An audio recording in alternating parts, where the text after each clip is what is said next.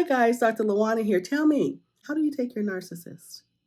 Well, I'm asking because I have developed a little skill that I use when I am attempting to discern just how involved a person is in a narcissistic relationship. And I need you to like and go ahead and leave me some comments on what do you think of the skill that I've come up with.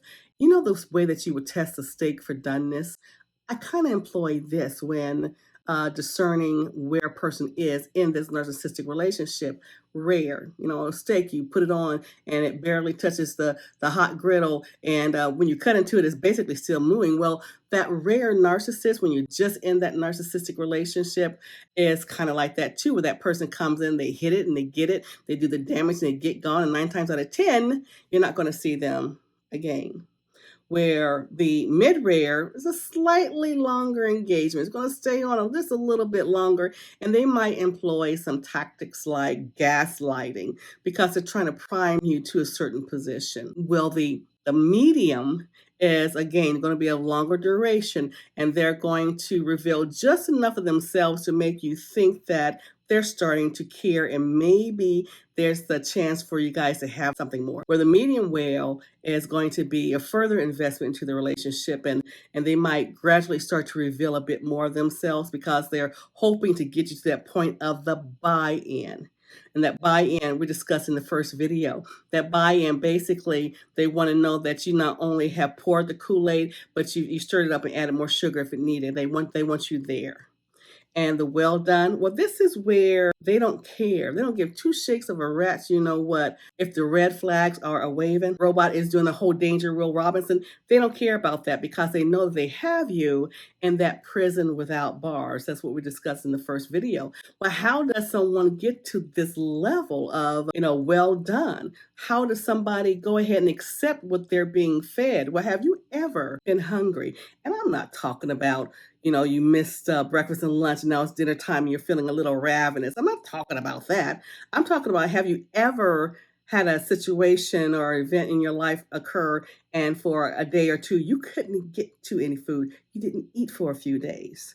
Well, when you're truly hungry, you don't care what you put in your belly. You just want to put something in your belly. You want to eat. You want to get that feeling of fullness. And once you're full, you don't really care about the nutritional value of that food. If it was nutritious or if it was just a filler, you're full, and that's where you want to be. Well, someone who gets into a relationship with a narcissist was probably a little hungry, and this narcissist fed them exactly what they needed to feel full. And although what the narcissist fed them had no nutritional value, no emotional value, they still fed them. And so that person continued to eat what it was that narcissist was feeding them. So what do you do when this happens? How do you get out of this situation? Well, the first thing that you have to realize is that you're in the situation. And this starts to happen when that sense of self comes back into play.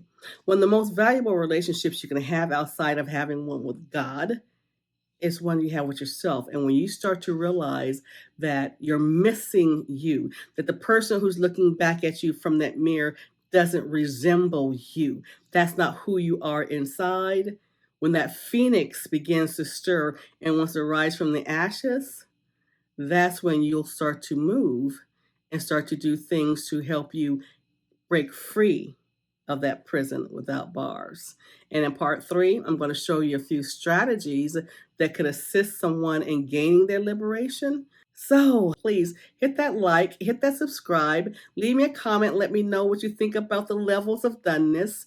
And thank you for listening. Thank you for contributing. I can't wait to read your comments. And if there's something more you wanted to discuss or something you think I left out, let me know and we will include it in the next videos. But until then, please, you stay blessed.